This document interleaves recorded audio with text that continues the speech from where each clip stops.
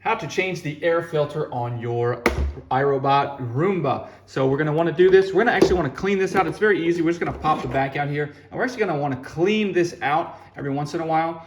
Do not get this wet, but this air filter that you pop out here, you can just go over. This is the side that air goes through here. So this is gonna get very dirty. You can see this one is quite dirty. I've tried to clean it out. Pretty much every time I use it, I'll just bang it out over the trash.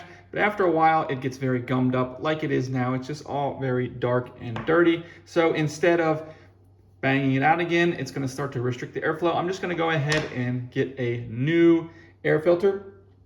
And so with this new air filter, I'm just gonna go ahead then, and I am going to pop it in. And by the way, if you need a new one of these air filters, they're cheap. You can get them on Amazon. I'll put a link down below. I'm just gonna pop this one in.